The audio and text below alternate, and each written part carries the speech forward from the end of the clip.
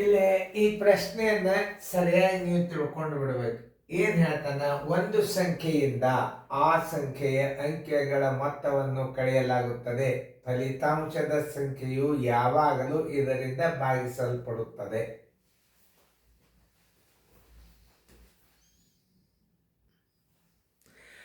ಆವಾಗ ನೀವು ಯಾವುದೇ ಒಂದು ಅಂಕಿ ನೀವು ಬರ್ಕೋರಿ, ನೀವು ಬರ್ಕೊಂಡು ಪ್ರಾಕ್ಟಿಕಲ್ ಆಗಿ ಮಾಡಿ ನೋಡ್ರಿ. ಒಂದು ಸಂಖ್ಯೆಯಿಂದ ಆ ಸಂಖ್ಯೆಯ ಅಂಕೆಗಳ ಮೊತ್ತವನ್ನು ಕಳೆಯಲಾಗುತ್ತದೆ. ಒಂದು ಯಾವ್ದು ಬೇಕಾದ್ರೆ ಬರ್ಕೋರಿ. ಈಗ ಒಂದು ಉದಾಹರಣೆ ಹೇಳ್ಬೇಕಾದ್ರೆ 2471 ಬರ್ಕೊಂಡ್ರೆ ಏನು ಹೇಳ್ತಾನೆ, ಒಂದು ಸಂಖ್ಯೆ ನೀವು ಯಾವುದೇ ಎಕ್ಸ್ ಸಂಖ್ಯೆ ನೀವು 2471 ನೀವು ಬರ್ಕೊಂಡ್ರಿ.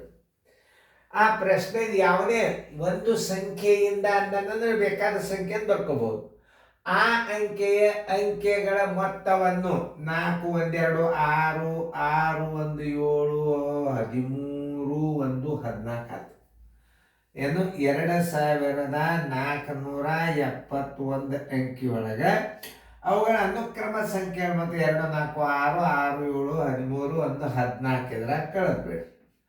14 ಕಳೆದಾಗ ಯಾವ ಅಂಕೆಲೆ ಭಾಗ ಹೋಗ್ತದ? 11 4 ಆದ್ರೆ 7 ಕೆಲ ಬಂತು 1, 7 2 ಆದ್ರೆ 5, 4 4, 2 2, 7 2 ಹೋಗೋದಿಲ್ಲ. 4 2 6 1 5 11 1 7 18 ಅಂದ್ರೆ 3 ಹೋಗ್ತದ, 3 ಹೋತು. ಆಮೇಲೆ 4 2 6 1 5 11 9ರಿಂದ ಹೋತು ನೋಡಿ, 9ರಿಂದ ಹೋತು. ಆಮೇಲೆ 9 ಹೋತು ಅಂತಂದ್ರೆ ಇದ್ರಾಗ 9 ಅಂಕಿ ಕೊಟ್ಟಾನ ನೋಡು. ಆದ್ದರಿಂದ ಉತ್ತರ ಯಾವುದು? ಯಾವುದೇ ಒಂದು ಸಂಖ್ಯೆ ಅವುಗಳ ಅನುಕ್ರಮ ಸಂಖ್ಯೆ ಮೊತ್ತವನ್ನು ಕಳೆದಾಗ ಎಷ್ಟರಿಂದ ಹೋಗ್ತದ? 9ರಿಂದ ಭಾಗ ಹೋಗ್ತದ ಅಂತ ನೀವು ಉತ್ತರ ಹಾಕಿಬಿಡ್ರಿ. ಉತ್ತರ ಸಂಖ್ಯೆ ಟಿ, 9ರಿಂದ ಭಾಗ ಹೋಗ್ತದ ಅಂತ ತಿಳ್ಕೊ. ಒಳಗೊಮ್ಮೆ 9ರಿಂದ ಹೋಗ್ಲಾರ್ದ ಅಂಕೆಗಳು ಬಂದಿರ್ತಾವ. ಅವಾಗ ನೀವು ವಿಚಾರ ಮಾಡಿ ಗಣಿತಗಳನ್ನು ಮಾಡಿ ನೋಡ್ಬೇಕು. ಒಂದು ಸ್ವಲ್ಪ ಉದಾಹರಣೆಗಳನ್ನು ನೋಡಿದ್ರು ನಿಮ್ಗೆ ಗೊತ್ತಾಗ್ತದೆ. ಒಂದಕ್ಕನಿಷ್ಟು ಒಂದಿನ ನೋಡಿ. ಈಗ ಇನ್ನೊಂದು ನೋಡು, 62 ಅದ. ಎರಡೇ ಅಂಕಿ ತಗೋರಿ. ಈ 62ರೊಳಗೆ ನಾವು ಏನು ಮಾಡಬೇಕು? ಅನುಕ್ರಮ ಸಂಖ್ಯೆ ಮೊತ್ತದ ಕಡೆ 6 2 8 ಆಯ್ತು. 8ಗೆ 8 ಅಂದ್ರೆ 12ರಾಗ 8 ಆದ್ರೆ 4 ಕೆಲ ಮತ್ತು 1, 6ರಾಗ 1 ಆದ್ರೆ 5 ನೋಡಿ, 5 4 9, 3ಲೇನು ಹೋತು, 9ರಲ್ಲೇನು ಹೋತು. ಅಂದ್ರೆ ಈಗ ಅಲ್ಲಿ ಕೊಟ್ಟದ್ದೇನು 3ಲೇನು ಹೋತು, 9ರಲ್ಲೇನು ಹೋತು. ಅಲ್ಲಿ 3 ಇಲ್ಲ ಅಂದಾಗ ನೀವು ಅದಕ್ಕೆ ಹಾಕಿ ಬಿಡ್ಬೇಕು, 9ಕ್ಕೆ ಉತ್ತರ ಹಾಕಿ ಬಿಡ್ಬೇಕು. ಸುಮ್ಮೊಂದು ಎಕ್ಸಾಂಪಲ್ ತೋರಿಸಿದ್ನ. ಯಾವುದೇ ಅಂಕಿ ಇರಲ್ಲ 9ರಿಂದ ನಾವು ಹಾಕೋದು ಚಲೋ. ಯಾಕಂದ್ರೆ 9ರಿಂದ ಹೋಗ್ತಿತ್ತಂದ್ರೆ ಅದು 3ರಿಂದ ಹೋಗ್ಲಿಕ್ಕೆ ಬೇಕು.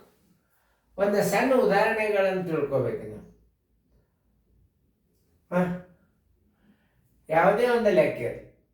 ಒಂದು ಉದಾಹರಣೆಗಾಗಿ ನಾವು ಇನ್ನೊಂದು ಮಾಡಿ ನೋಡಿ. ಈಗ 54 ಇಟ್ಕೋರಿ. ಇದರ ಅನುಕ್ರಮ ಸಂಖ್ಯೆಗಳ ಮತ್ತು 9 ಅದ ಕೇಳಿ. 9ರಾಗ 14ರಾಗ 9 ಆದ್ರೆ ಎಷ್ಟು? 5 ಆಯ್ತು ನೋಡಿ. 5ರಾಗ 1 ಆದ್ರೆ 4 ಆಯ್ತು ನೋಡಿ. 3ಲೇನು ಹೋತು, 9ರಲ್ಲೇನು ಹೋತು. ಆದರೆ ಅಲ್ಲಿ ಕೊಟ್ಟಾನೆ 2ರೊಳಗೆ 1 ಕೊಟ್ಟಿರ್ತಾನೆ, ಬೇಕಾದ್ರೆ 3 ಕೊಟ್ಟಿರ್ತಾನೆ, ಬೇಕಾದ್ರೆ 9 ಕೊಟ್ಟಿರ್ತಾನೆ. ಹೆಚ್ಚಾನೆ ಹೋಗೋದು 9ರಲ್ಲೇ ಭಾಗ ಹೋಗ್ತಿರ್ತದೆ.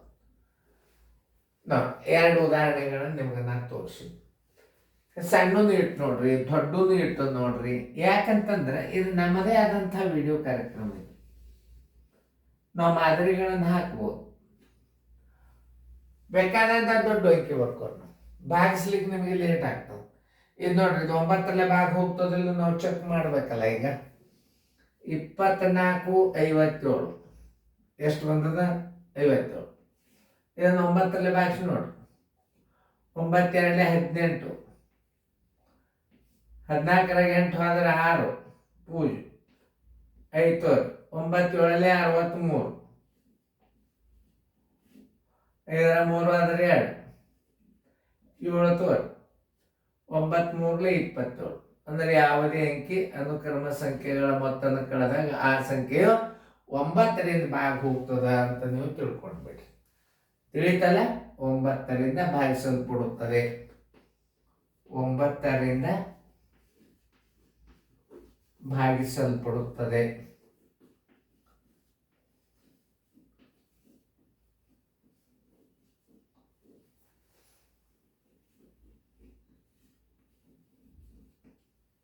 ನೆನಪಿಟ್ಟು ಇದೊಂದು ನೆನಪಿಟ್ಕೋಬೇಕಿಂತವೆಲ್ಲ ನೀವು.